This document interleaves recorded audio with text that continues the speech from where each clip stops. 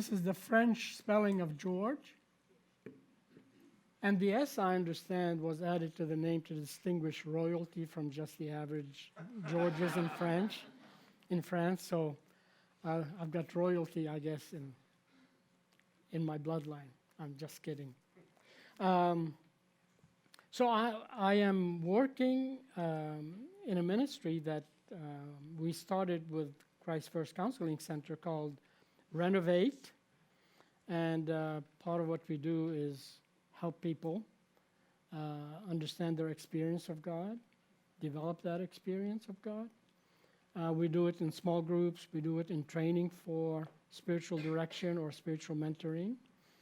We do it in providing retreat settings and one-day retreats every 2 or 3 months here close to Topeka and all of that. And we do some one-on-one listening to people's experience of God and helping them understand how God is working in their lives. So it's been such a privilege to do that here in the Topeka area.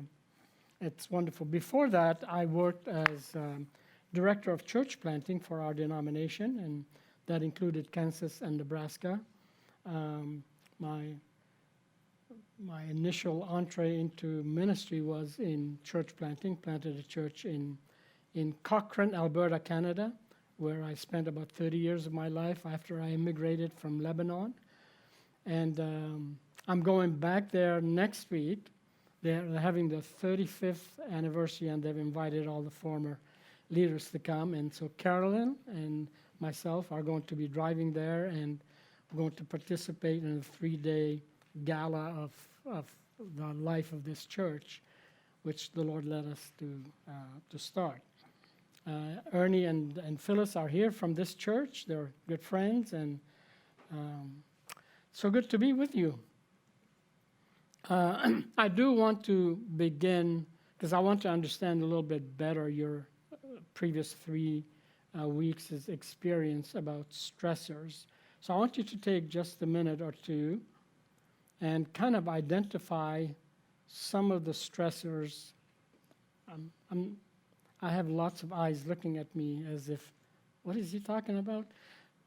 You have been talking about stressors, right? And your response to that, and the lies that we believe, and the wrong narratives that we believe, and then about the truth of the gospel and how that leads to a different response, and the outcome is peace. Did I get it right, Ryan? Yes. Do I get an A? Yeah, good, thanks.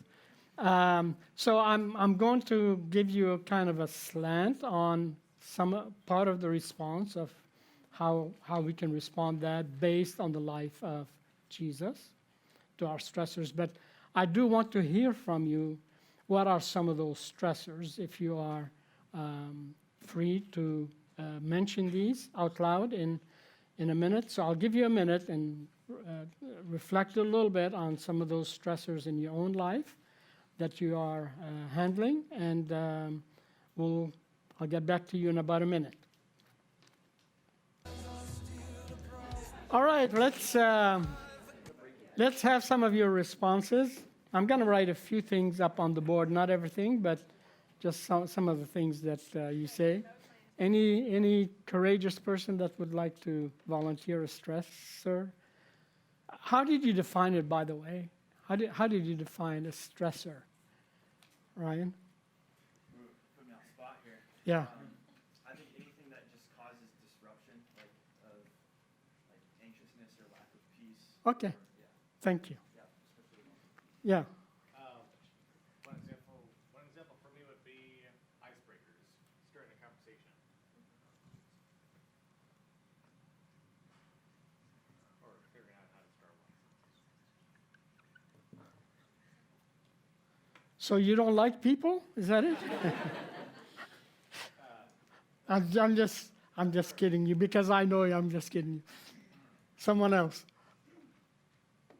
Yeah. Change, yeah. Good or bad.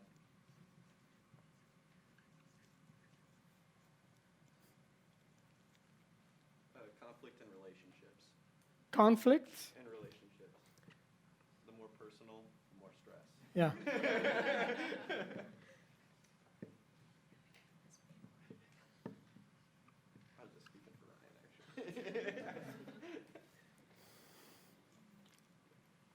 Let's hear from 3 women. Equal opportunity here. I think planning and like working for things in advance and then they don't go to plan. Huh. Or not having the time to do what you plan for. So plans, expectations, right? All right, another woman. Work is a stressor. What do you do? I work at the rescue mission. Uh-huh. It's a lot of helping other people with their stress, which is stressful. You see a lot of human misery. Yeah.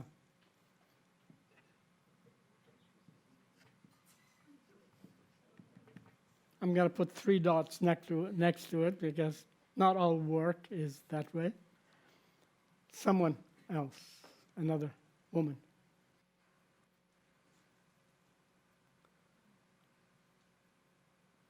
Future, like unknown things. Yeah. Like what's coming up next. Yeah.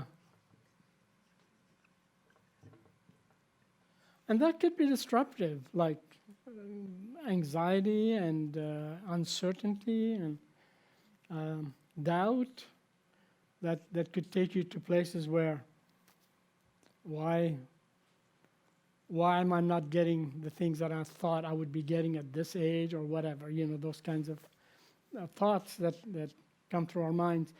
Now, I'm going to be a little bit provocative here with my next point by asking you this question. What were some of the stressors in Jesus' life?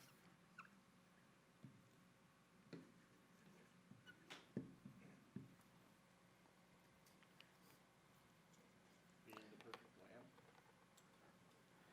lamb. Interesting. I'm not going to comment, but I'm just going to write it.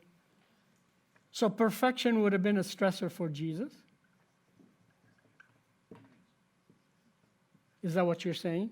I'm thinking of different scenarios throughout his story, throughout his journey, where Satan was always trying to get at him, with temptation and other such. Okay. Called greater and knew better. Okay. I understand what you're saying. Stressors in Jesus' life. Do you think Jesus would have stressed here? Lots of changes happening. From at one point he was doing ministry, leading his disciples, teaching them, training them, preparing them for the future. And there was a time when he shifted and the cross was looming. And then he went into a garden, and in that garden, what did he do? He began to cry out, and stressed to the point that the sweat that he was sweating came out as blood. Talk about stressors, right? Conflicts in relationships? Would that be true of Jesus? Yep. Conflict in his own family? Opposition. He had plenty of opposition. Yeah, Conflicts in his own family. in his own family, yeah. Others doubted him. Yeah. At one point, they thought he was what? A lunatic? Something like that. And all the relationships that Jesus had with the scribes and the Pharisees and the priests and that whole system of his people, the stress of his disciples not understanding him when he repeated things over and over again, when he showed them things over and over again, when he performed miracles over and over again, and then they would not respond in faith the way he would have expected them to respond, right? Yeah. So question is, how would Jesus have handled all of that? Would be a good question. How about stressors in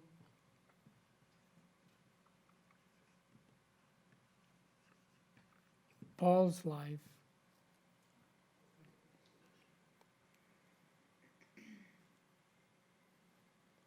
think of the life of Paul? Prisons? How many times? Yeah, many imprisonments. Guilt over his past. That's right. He mentions it more than one time, like it's on his mind. Like, yeah. Getting chased and persecuted. Yeah. It seemed like in the life of Paul, there was a group of people who were dedicated to make his life hard and miserable. Everywhere he went, they would dog his steps and do the opposite of what he was teaching. Yeah. Do you see the point that I'm trying to make? Okay, I want you to maybe write a sentence of what that point is. See if you're getting it right.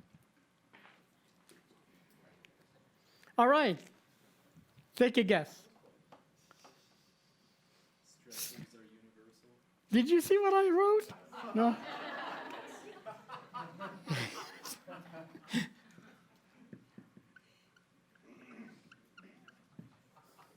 Stressors are universal. Did you come up with a statement similar to this, or? I was thinking stressors, I was thinking like regardless of how spiritual or holy someone is, everyone has their stressors. Correct. Yeah. Same thing. You can't outgrow the stressors of life. I think that's just part of the human condition.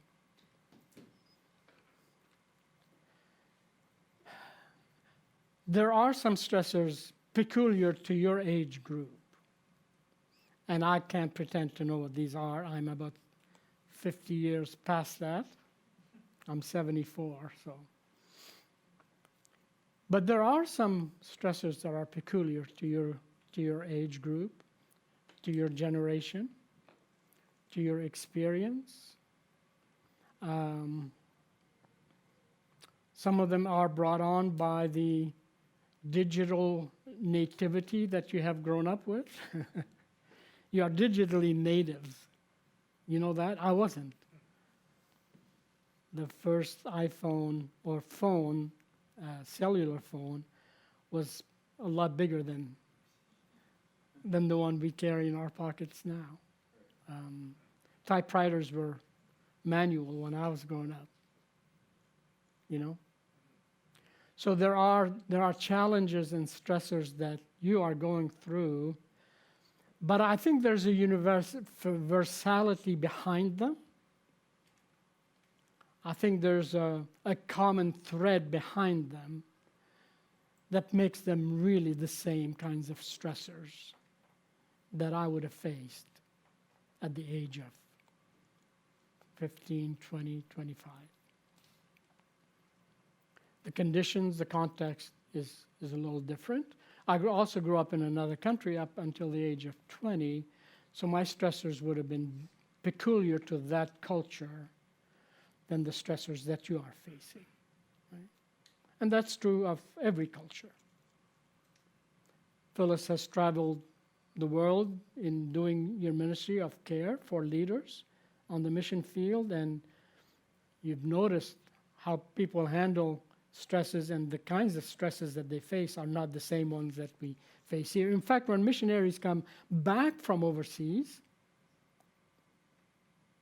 that's a stress to them. Re-engaging the culture is a stressor to them and can raise their anxiety and disturb their well-being, right?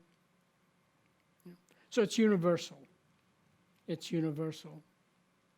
Jesus experienced it, Paul experienced it. I don't think you can name a personage of the scriptures that you cannot say these stressors affected the way they conducted their lives. Abraham with Sarah couldn't have a baby. Why not take another woman? And all the way down the line, right? So I am going to name 4 universal stressors and connect those stressors to a story. And this is where I give you a handout. Ryan, would you do the honors? Some of you have been exposed to this.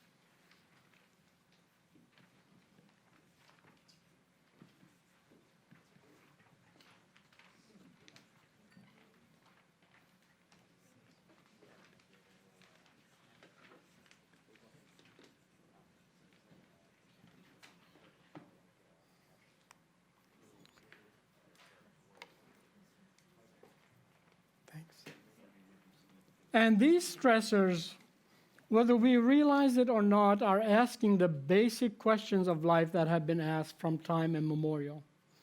Every philosopher of the past, whether they're Greek or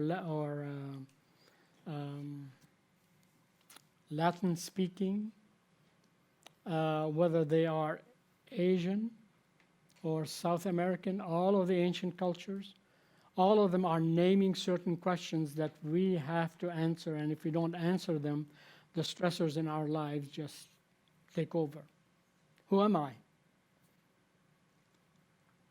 Who am I? What is real? What is reality like? How do I know it?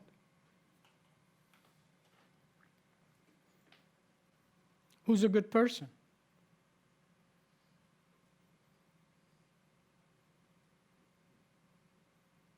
What is a life that is called blessed? What does that look like? How do I become such a person?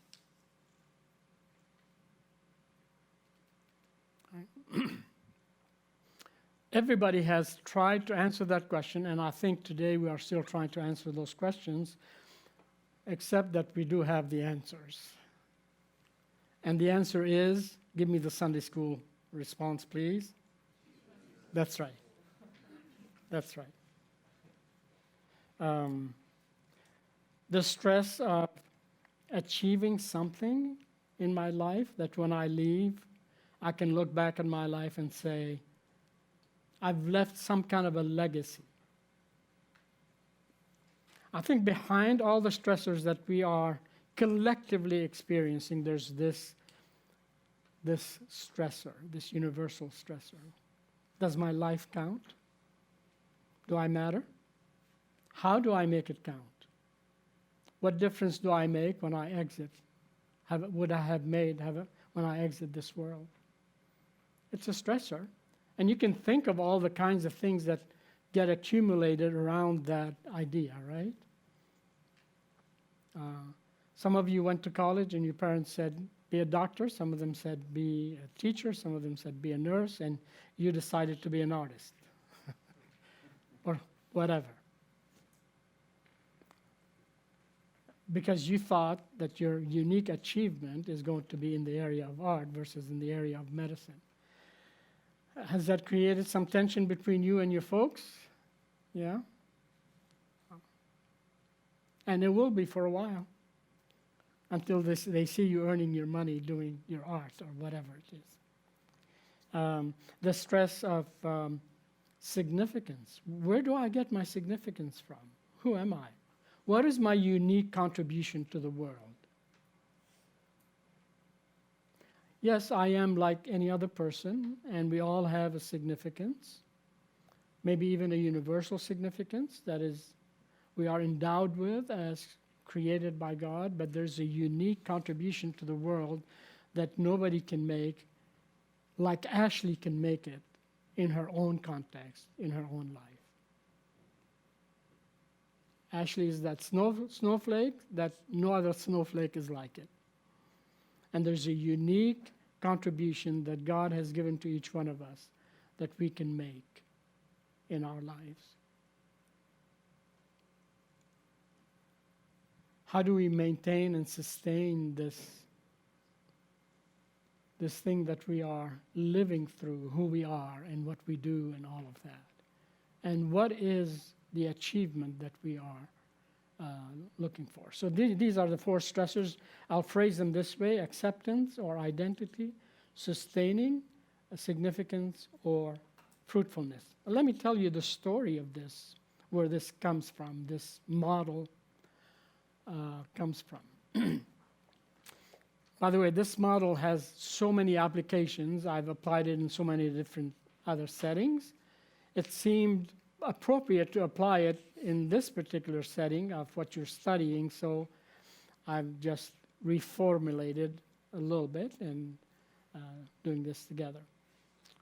About 100 and some years ago, there was a real push to put missionaries from England, from America, from Europe into the country of India. into the east, because there was to be a beginning of a movement of missionary work to convert to Christianity the rest of the world. It started way back then. So missionaries who were well-intentioned, well-prepared, spiritual people in the thousands went to India to make a difference there. And after a very short time, for some of them it was months, for others maybe a year, and for others maybe a little bit longer. But so many of them came back that it became a phenomenon. Why are all these missionaries not being able to stay there and do the work that they felt that God was calling them to do? What was happening? What were some of the stressors that, universal stressors, that made them come back? Disillusioned, disappointed, frustrated, anxious, not knowing what else to do with their lives, some of them quitting the faith altogether, some of them becoming something else other than what they felt was their first calling. Yeah. So it became a phenomenon that some people began to actually study it, to look at why is this happening and what can we do about it. So two particular theologians and psychologists met together in India, and they noticed this phenomenon, and they put their heads together and began to look at it and see what was the cause and how can this be remedied. Emil Brunner is a Swiss theologian, and Frank Lake, I think, is an American psychologist. So together they began to study what was happening. And after they felt they understood a little bit of what was going on, they went to the scriptures, and then they looked at the life of Christ, and they began to see that the way Jesus lived his life is the answer to what is happening in India, to the stressors of missions in India. And I would submit to you, it is the answer to the stressors we have today. It is the universal solution to everything. Not something Jesus did, although he did a ton of things, but Jesus himself, the person, how he lived his life, the kinds of things he engaged in, and the kinds of things he did not engage in society. Right? So, the first they realized, after reading the scriptures and came up with a kind of a profile of how Jesus lived his life, they drew a circle, and they understood that there were certain things that were inputs, came into the life of Jesus that were able to sustain his mission and what he was doing in life. And then there were also certain things that Jesus accomplished that they described as outputs, things that Jesus was able to do. Now, take a look at the graph a little bit and see what you can notice about it, and I'll come back to you in 30 seconds. Okay, shout it out. What do you notice?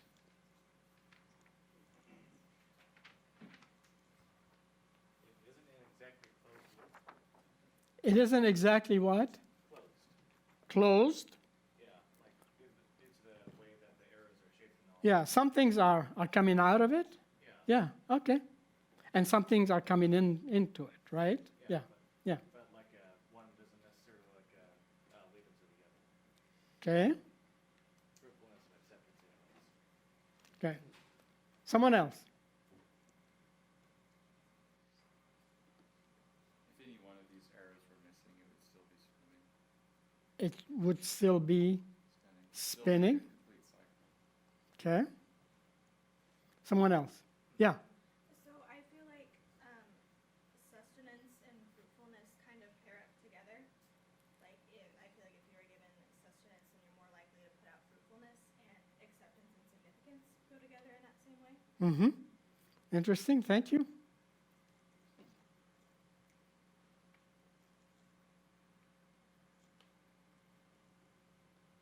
Why do you think they made it oval?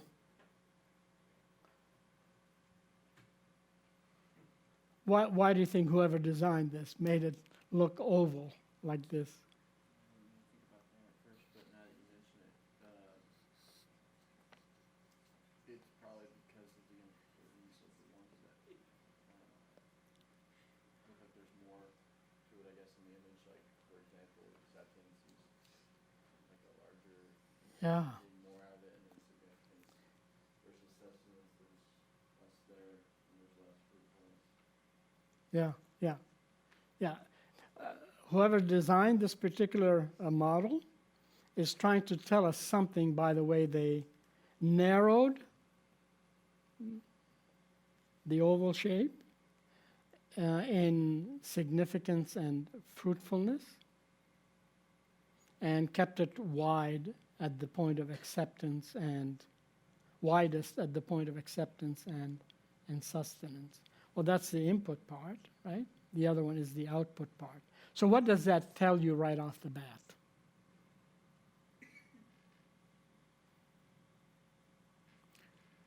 At least the greater the input, or input is more important than output, or maybe the starting point of managing the stressors of life and managing our lives has to do with inputs versus outputs.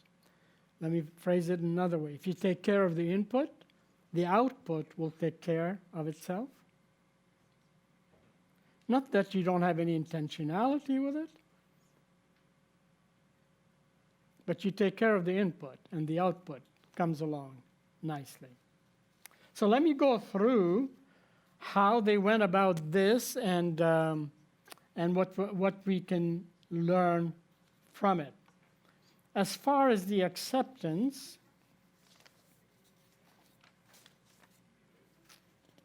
did you notice the name that they gave to this cycle? Is that written on there? It's called the cycle of grace. That's right. It's the cycle of grace. And we'll say why in a few minutes. So the first point in the cycle, the input point of the cycle, has to do with acceptance. And I want to phrase it maybe in a different way and call it identity. Identity. The acceptance of who I am as a person. And how do I identify myself as a person? If I were to ask you, Amy, if I said to you, tell me who you are, but you can't mention your family, you can't mention any of the work that you do, and you can't mention any of your hobbies, what would you say? Putting you on the spot like that. I'm a follower of Jesus Christ. Okay? So in Amy's understanding, the first thing that came out of her life, I am, by identity, by acceptance of who I am a follower of Jesus Christ. And follower of Jesus Christ, in Amy's mind, if we had time to dialogue about this, is an all-inclusive kind of a thing, identity that she sees. I don't know what all is built up around it. A bunch of things, and it would take a lot of one-on-one to figure that out. Someone else, introduce yourself differently from Amy. I am. Without using family, without using work, without using hobbies, or any other interest. Just who are you? Mine was kind of similar, but I was going to say child of Christ. Child of God, child of Christ. Thank you. Someone else.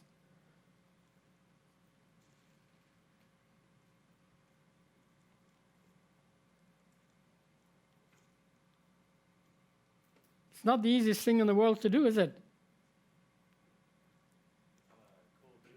Cool dude? If everybody agrees, put your hand up. Ooh. We all agree you are a cool dude.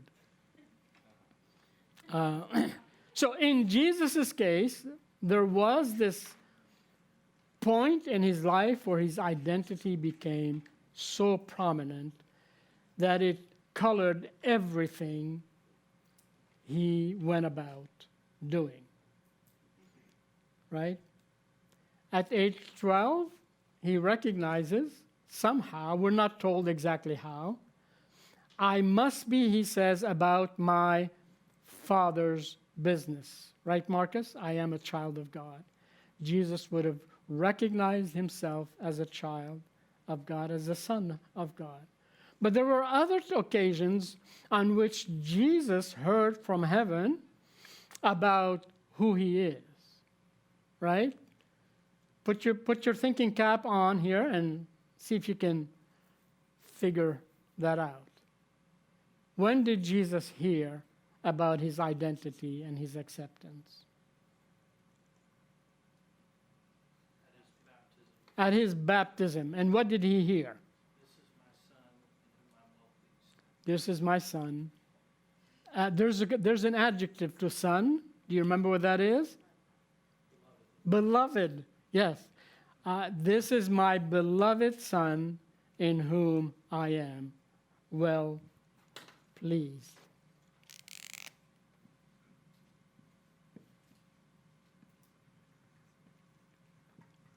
And you find this in Matthew chapter 3, verse 17, something like that. And that is at his baptism. The heavens open, we are told. In fact, we're told they are torn open, like in a, not a violent kind of way, but a force that had opened the heavens as if the Father couldn't wait but to declare, this is my beloved Son. And Jesus is hearing this, in whom I am well pleased. The Father is making a declaration. This is my beloved Son. And with that identity in mind, Jesus is then what? Driven into the wilderness, and the Satan comes to him and tests him, and he says, if you are truly the Son of God, do this, do this, do this, do this. And he overcame all of these stressors, these temptations, based on just this voice that he heard from heaven. You are my beloved. This is your identity. This is who you are. This is how I see you. You are my son, and I'm very pleased with you. Now, let me ask you a question. What are some of the things that Jesus had accomplished by the time he came to his baptism?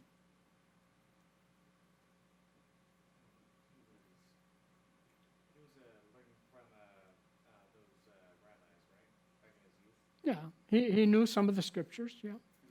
But as far, he's a carpenter, but as far as his mission in the world, what had he accomplished until? I would assume he was an obedient son to Yeah. his parents. Yeah. Not much. Not much. No. Well, there was an incident where, yeah. So, this is before Jesus really had done anything in regards to his mission in his life. He hears the voice of God. You are my beloved Son, in whom I am well pleased. In other words, his acceptance is not based on anything else other than his relationship of the beloved Son of God. If you go to John 17:23, and I don't think I have, when do we quit? Noon. I don't think I have the time to delve into it. I just want to point it out to you.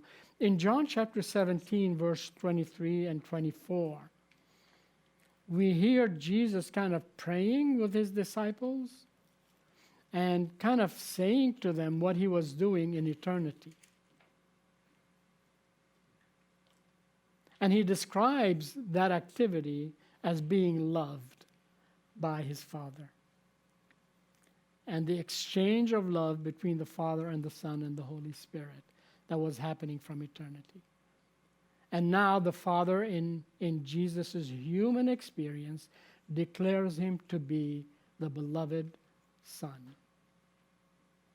That is a powerful understanding that we can take with us on a day-to-day basis, that I think would relieve a lot of the stressors of what is the image of myself, what do people think I am, why do I matter, all of that. Well, because we are the beloved children of God, right? There was another instance where Jesus heard these same words, maybe just a little differently. Somebody can think of those?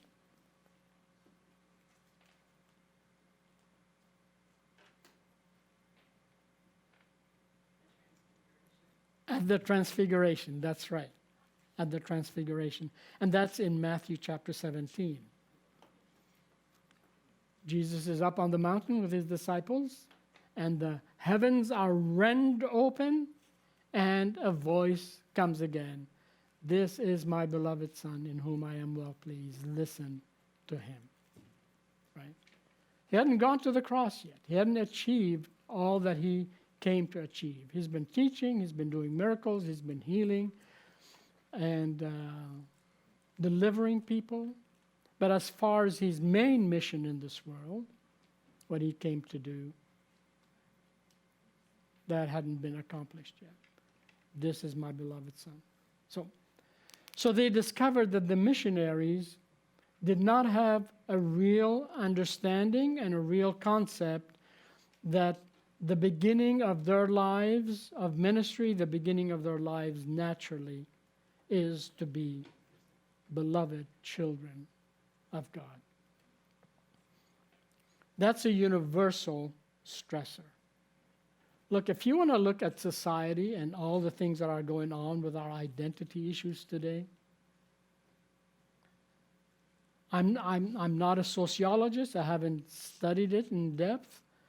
I've delved into it a little bit. I know lifespan development. I've taught these kinds of things in seminary. This is huge. This is crucial. What's happening today and the identity crisis we are facing as a nation has to do with the lack of understanding of who we are in relationship to God and what that relationship with God does in our relationship to each other. A child doesn't wake up in the morning and says, I have a crisis of identity, if that child has been so lovingly gathered in his family, extended family, in the church family, under God's family. It happens, but it's much rarer in that way. Let's look at sustaining. Now, Jesus did certain things in his life that they noticed that the missionaries in India were not actually doing in a way that was sustaining to them. They were missing this point, for sure, but they were counting on something else to sustain their momentum in ministry, their momentum in life, right? Maybe we can also put our minds together here and work a little bit in groups and see if you can come up with 5 of the practices that you think Jesus was practicing on an ongoing basis that you can think of. What were some of the times where Jesus did something that you would call maybe a discipline or a soul-nourishing exercise, right? And I'll come back to you in a couple of minutes.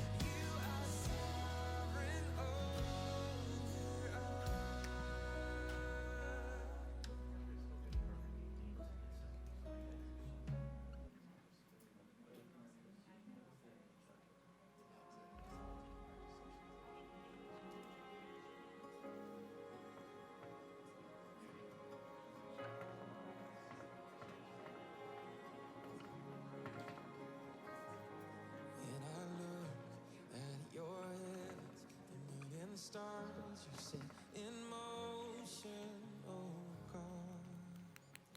I sing your glory and All right, I'm sure we've gotten quite a few of those. Let's mention some of them. I'll stop at 1, 2, 3, 4, 5, 6. Okay? So if you want to be significant today, go for it.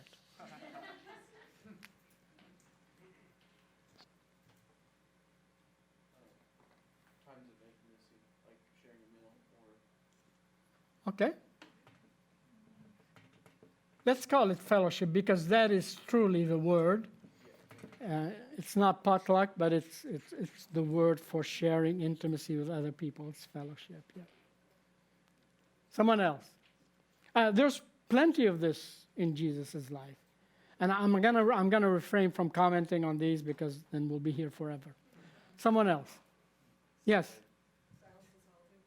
Silence and silence. Couldn't say it better myself, Shannon. Why did you put them together? Because he was getting away in solitude, but ideally he's also being probably pretty silent at that time. Just Yeah. they go hand in hand. Yeah, good. Yeah. Those two always go together, and there are some disciplines that are called container disciplines or means of grace. They're containers in which you can fit many other disciplines into them and do them because you have silence and solitude, right? Like reading scriptures, like praying, like memorizing scriptures. It's hard to do these things in public. You need a bit of quietness, you need a bit of aloneness in order to be able to develop these things in your life, right? So they're called container disciplines into which you can put other disciplines. Something else. Service. Yeah. Could you name one? Feeding the hungry, healing the sick. Yeah. He served other people. He helped other people. Yeah. Some other. Sabbath.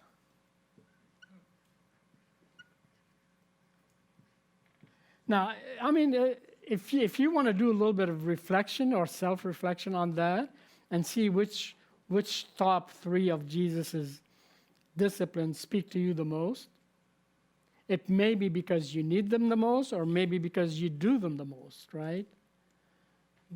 That's a good reflective exercise. Something else. Sleep? Yeah. Sleep as a discipline. Interesting.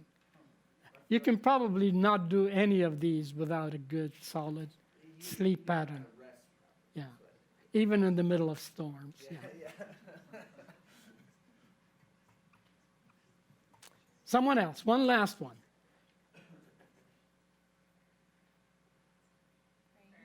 Praying? Yeah.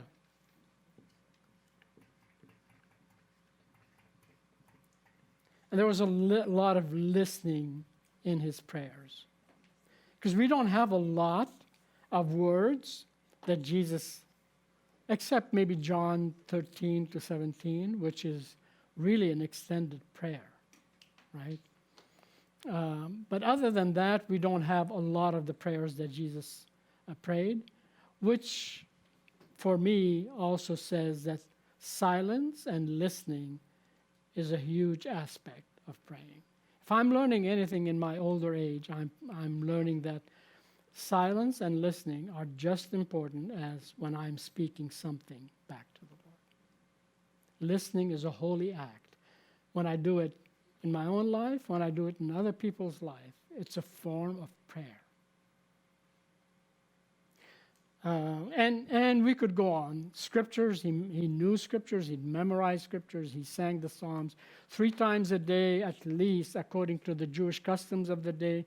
Jesus would stop and pray at the third hour of the day, at the sixth hour of the day, at the ninth hour of the day. These were not just telling us what time of the day it was, but it was telling us which set of prayers Jesus actually participated in and prayed at that time of the day, right? Lots of that. And so many other things, right? One thing that we should not neglect in mentioning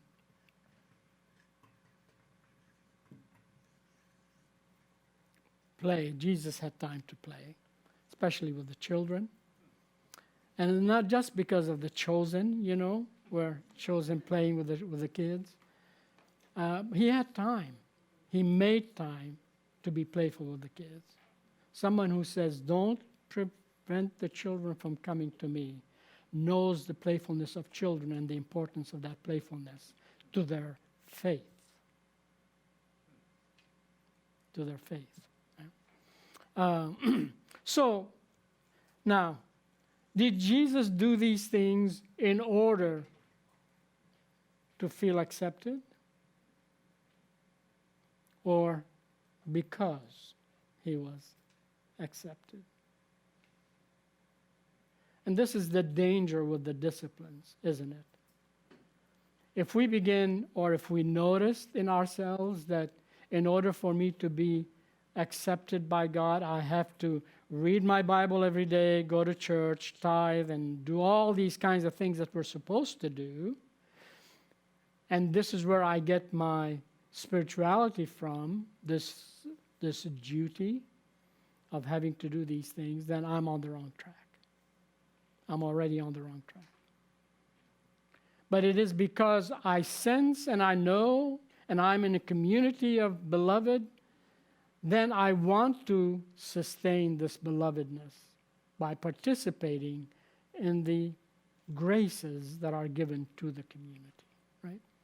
Third element, significance. Significance. English majors here anywhere? One English major, so I have to put her on the spot. Okay, the word significance, what other words do you find in the word significance? Sign, yeah.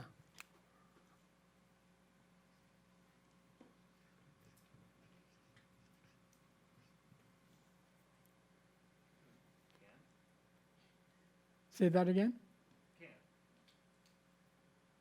Can. I'm not getting it. C-A-N. C-A-N, can, significance, yeah.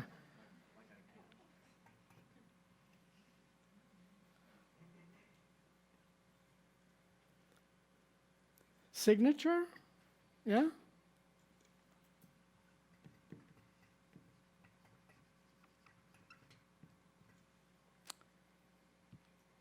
What were some of the significant things that were unique to Jesus?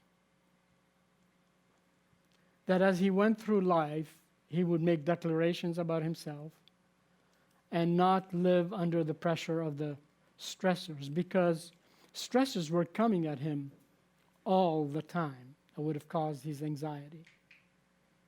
The devil started with, "Are you the Son of God?" The scribes and the Pharisees doubted who he was and who he was claiming to be. Even his disciples denied that and all of it. But there was a significance to Jesus' life that he knew and understood at the deepest level possible. And it comes out in some of the statements that Jesus makes in his life. They're called the I am statements. That's right.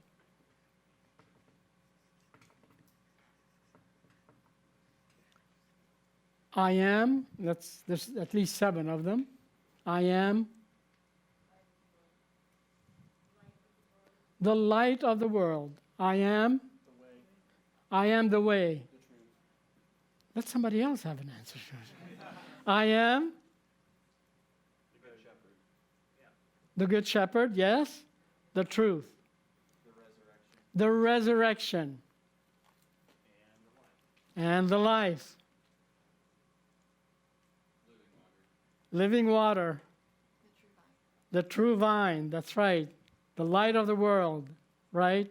There's actually more than 7. But those were unique ways that Jesus was speaking about who he was and the significance of his life. Who can say these kinds of things if they did not understand what they were here in the world to accomplish and to do?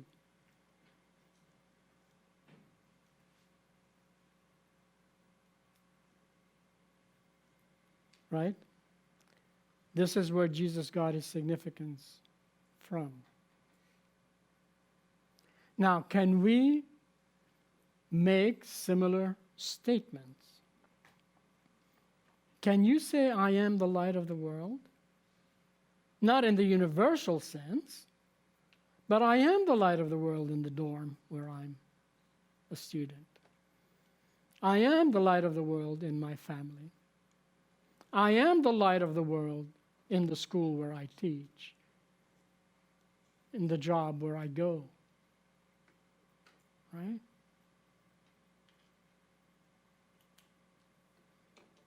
I am the good shepherd. I'm not the good shepherd of the world, but I am a good shepherd in the context where I am. But then there are some unique things about you that were not unique about Jesus.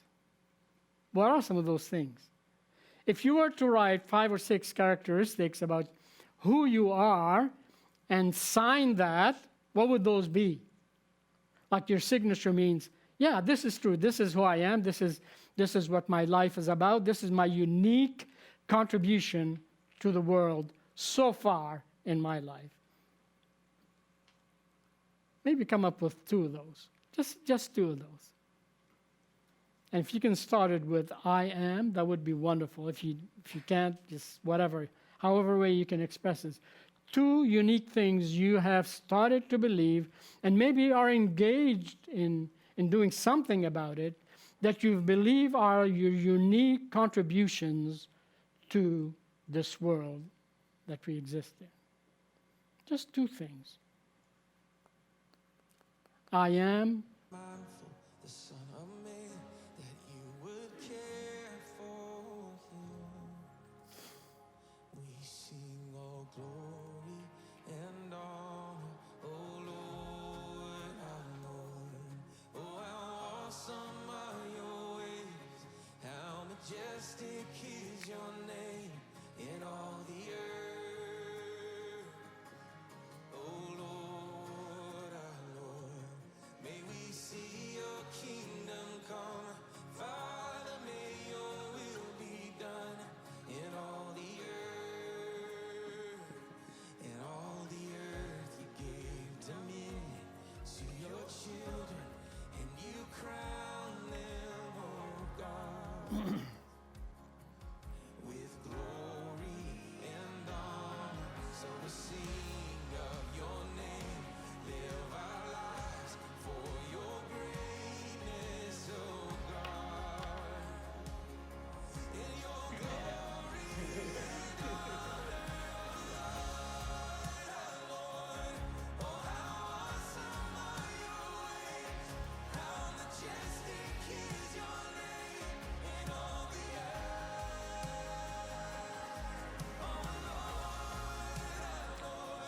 All right.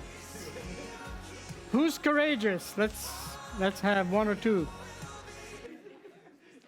I am. I started off. I am a friend of God. That is a unique way that I live my Christian life and my contribution to other people to bring them into friendship with Christ. What would be a good descriptor of who I am? What would be a good descriptor of who you are?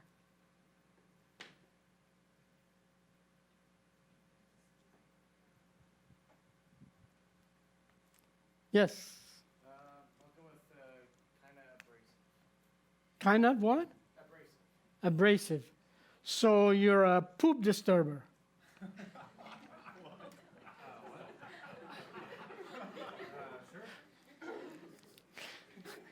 There's a Hebrew joke that goes like this. When God really loves a man, he gives him a woman that irritates him. And you can probably switch it the other way around. When God really loves a woman, he gives her a man that really irritates him. So abrasive has that irritative kind of a thing to it. Yeah. So it is irritating to people, but that's something unique that you bring that other people may not dare bringing or don't have the courage to do. I hope it's in the good way that this abrasiveness comes through. Yeah. Someone else. I said it's disciple or student, basically. Okay.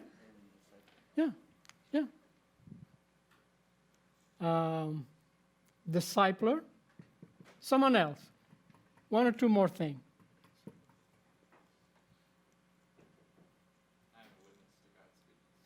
A witness to God's goodness. I feel that is loaded, like with stuff in your mind of what that looks like. Of course, yeah. Phrase it again. I'm a witness Witness. to God's goodness. Now, all of us can probably say that, right? But the way it comes out in Aaron's life is different than the way it comes up in Ashley's life, right? A witness to the goodness of God in Aaron's life is different from the witness in Ashley's life or my life or Carolyn's life, right? One more. I'm broken but saved by Christ. Yeah. And again, that is loaded. Her brokenness is not my brokenness. And the way she came to Christ and what Christ is teaching her and doing with her unique life is different than what he is doing in my unique life. He knows her stressors, he knows mine, and he's orchestrating the way we come to be with him and to live our lives in this world in a unique kind of way. So they noticed in the missionaries that these were not common to them,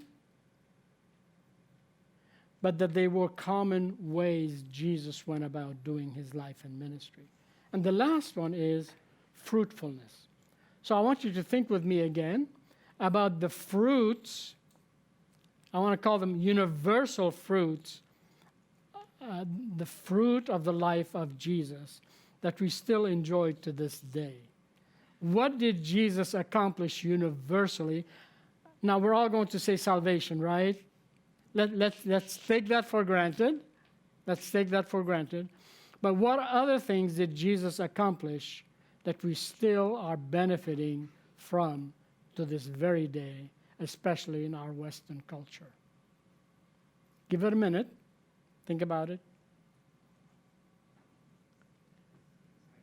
And I'd love to hear from someone we haven't heard from today yet.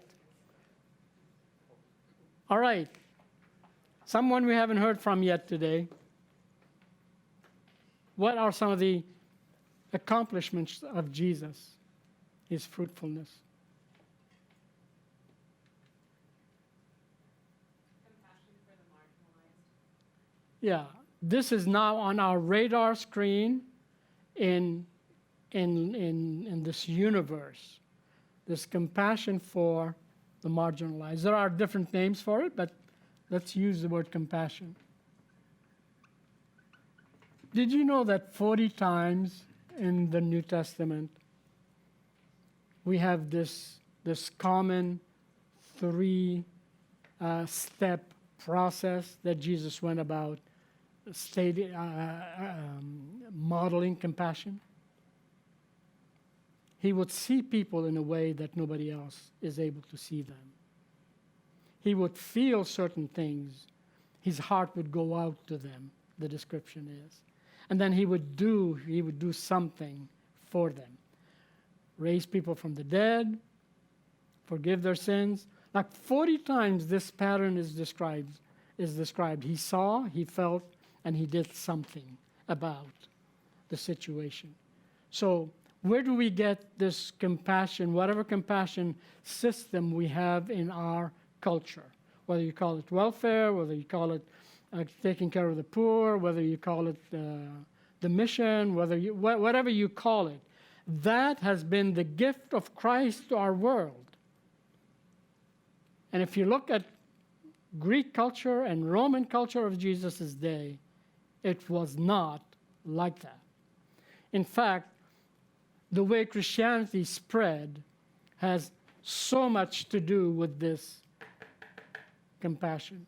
When a plague would come through a Greek town or a Roman town, who stayed back and took care of the sick, even at the risk of their own lives? History is full of these details. The Christians did, even at the risk of their own lives. The aristocrats would flee to different places, and what was left is the sick and the Christians. And that's how Christianity spread throughout the world, with this basic understanding of Jesus, that we are all made in the image of God and we all need the care of God to be shown to us through other people, right? Let's mention one more thing.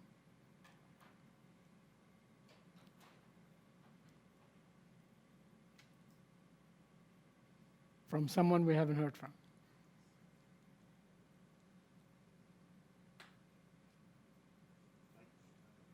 Yeah, good. Keep biting. Yes. Yes. Yes, of course.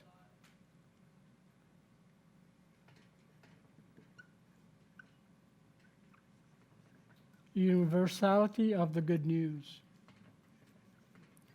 In other words, it wasn't for the Jews alone, or a certain people, or a certain class of people, but that we are all beneficiaries of what he did. And at the foot of the cross, as people say, we are all equal, right? So the good news has gone out to the whole world. There were no privileged people who could earn their way of hearing the good news, and those who didn't earn their way into the good news. The good news has no distinction of status, people. One more.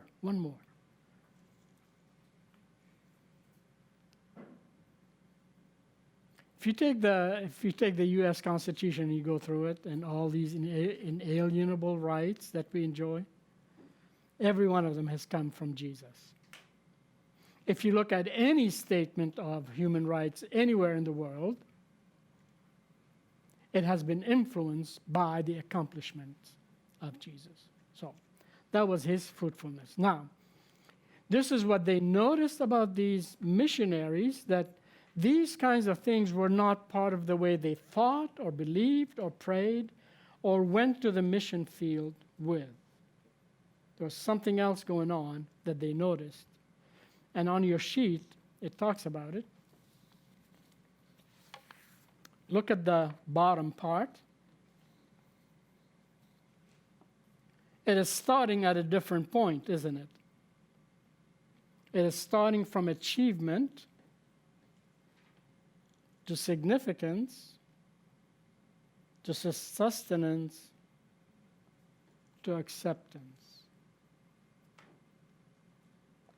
I want to submit to you that all these universal stressors, the way they go wrong is when we begin at the wrong end of the cycle.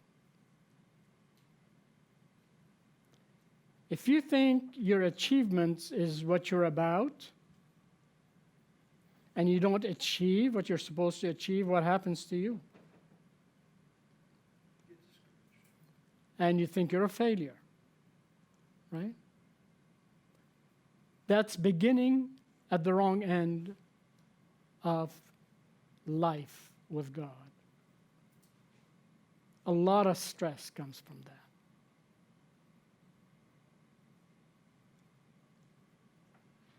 That's what they noticed these missionaries were doing. They were not getting results of their preaching, of their teaching, of their ministry that they were doing overseas. And when they did not see any results, they gave up. Why? Because they were building their significance based on the results that they were expecting. And when they didn't see any of that, they got discouraged, disappointed, disillusioned, quit. And they felt that their fruitfulness would sustain them in ministry. Now, I can give you multiple stories of my own life where I've lived this from the wrong end of things. And I'm hoping this will be a wake-up call for you if you're starting at the wrong end of the cycle. If I do well, if I accomplish things, then I'm a significant person.